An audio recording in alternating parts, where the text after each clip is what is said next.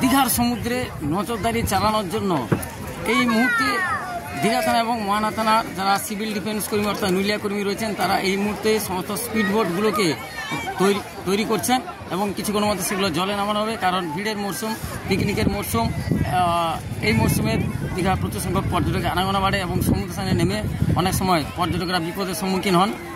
উত্তাল সমুদ্রে নেমে যে সমস্ত পর্যটক অনেক সময় বিপদের সম্মুখীন হন বা চলে যাওয়ার অনেক সময় ঘটনা ঘটে। তাই তারা এই মুহূর্তে বোটগুলোকে দেখছেন সমস্ত রেডি করছেন।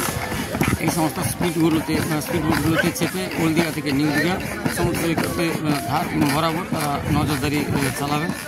যে সমস্ত পর্যটকরা সমস্যা নেমে অনেক সময় বিপদের সম্মুখীন হন তাদেরকে অনেক সময় উদ্ধার করেন এই স্পিড বোটে চেপে। তাই নুলিয়া কর্মীরা তারা এই মুহূর্তে বোটগুলোকে রেডি করছেন একেবারে সকাল সকাল। দুটো স্পিড বোট এই মুহূর্তে নামানো হবে, তার জন্য তোড়জোড় চলছে। কারণ উইকেন্ডে ছুটি কাটতে শনি আর রোববার যথেষ্ট পর্যটকদের ভিড় বাড়ে। তাই একেবারে সকাল সকাল নুলিয়া কর্মীরা একেবারে বিছাই নিয়ে চলেছেন বোট এবং বোটগুলোকে এই মুহূর্তে হাওয়া দিয়ে সেগুলোকে সব রেডি করছেন। আর তারপরে তারা জলে নামাবেন। ওল্ড দীঘা থেকে নিউ দীঘা থেকে মহানা পর্যন্ত প্রত্যেকটা স্নানঘাট জুড়ে তারা নজরদারি চালাবেন এই সমস্ত বোটে করে। স্পিড বোটগুলোকে এই মুহূর্তে দেখছেন হাওয়া দিয়ে সেগুলোকে সব রেডি করা হচ্ছে এবং পরপর এগুলোকে জলে নামানো হবে। এক প্রান্ত থেকে আরেক প্রান্ত পর্যন্ত সকাল থেকে বিকাল পর্যন্ত ওল্ড দীঘা থেকে নিউ দীঘা পর্যন্ত সেগুলোতে স্পিড বোটে চালিয়ে নজরদারি চালানো হবে। উত্তর দীঘার সৈকতে আপনারা সিভিল ডিফেন্স কর্মী এই মুহূর্তে যে বোটগুলোকে নামানো হয়েছে কী উদ্দেশ্যে যদি বলেন? এটা কোনো ট্যুরিস্ট জলের মধ্যে বিপদে পড়ে গেলে তাদের এই বোটে উদ্ধার করা হয়। আমরা বলি কোমরের জলে বেশি দূর যাবেন না।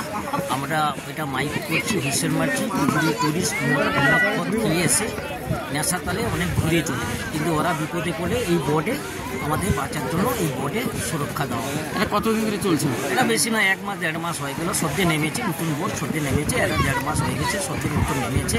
এটা ডিএম থেকে এসডিও থেকে অর্ডার, কোনো পর্যটক কোনো বিপদে না পড়ে, কোনো পর্যটক ট্যুরিস্ট দীঘার সমুদ্রে চান করতে কোনো জলের মধ্যে ভিতরে চলে যায়। সবাই ট্যুরিস্ট তো সাঁতার কাটতে জানে না, কিন্তু উত্তর দিকে হাওয়া আছে, ওরা মদ নেশাতে ঘুরে চলে যায়, তাদের বিপদে পড়ে আমাদের উদ্ধার করা।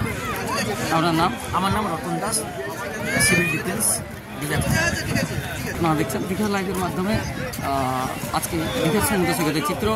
এই মুহূর্তে দীঘার সৈকতে যারা দীঘা থানা এবং দীঘা মহানা থানার যারা সিভিল ডিফেন্স কর্মী অর্থাৎ নুলিয়া কর্মী রয়েছেন তারা এই মুহূর্তে সমস্ত বোটগুলোকে রেডি করছেন। কারণ শনিবার রবিবার হলে প্রচুর সংখ্যক পর্যটকদের ভিড় বাড়ে এবং উত্তাল সমুদ্র নেমে অনেক সময় পর্যটকরা বিপদের সম্মুখীন হন। তাই তাদেরকে যাতে দ্রুত উদ্ধার করা হয় তার জন্য প্রশাসনের পক্ষ থেকে এই মুহূর্তে দুটো বোট নামানো হয়েছে এবং সেই বোটগুলোকে রেডি করা আছে। কিছু মধ্যে জলে নামানো হবে এবং নুলিয়া কর্মীরা তৎপরতার সঙ্গে কাজ করে চলেছেন।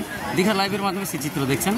সঙ্গে আছে আমি সুভাষ মিশ্র। আপনারা দেখছেন দীঘার লাইভের মাধ্যমে আজকের দীঘার সমুদ্র সৈকতের চিত্র। এই মুহূর্তে দীঘা বেড়াতেছেন, এই মুহূর্তে দেখছেন যে নুলিয়া কর্মীরা যারা দীঘার সৈকতে সবসময় পর্যটকদের সমুদ্র স্নানের ক্ষেত্রে নজরদারি চালান এবং এই মুহূর্তে কয়েকটা বোটও তারা রেডি করছেন জলে নামানোর জন্য, যাতে কোনো পর্যটক সমুদ্রে নেমে বিপদে না পড়েন।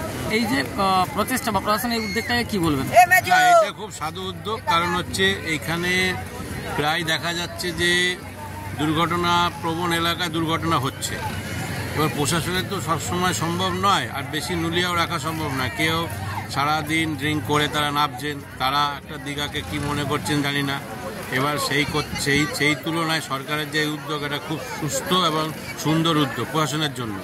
আর আমি সব পর্যটকের কাছে একটাই আমার অনুরোধ যে তোমরা নিজের সুরক্ষা রেখে স্নান করো, কারণ এই জায়গাটা বিপদসংকুল জায়গা। আমরা চাইবো যে সবাই যেন সুস্থভাবে সুন্দরভাবে এসে ভ্রমণ করে তারা যেন সুন্দরভাবে বাড়ি ফিরতে পারে। সরকারের কাছে অনুরোধ যে আপনারা যেটা করছেন সেটা খুব সাধু উদ্যোগ, আর এইভাবে আপনারা চালিয়ে গেলে পর্যটকদের নিরাপত্তা সুনিশ্চিত করবে। আপনার নাম? আমার নাম শম্ভুনাথ পাল, শ্যামনগর থেকে এসেছি।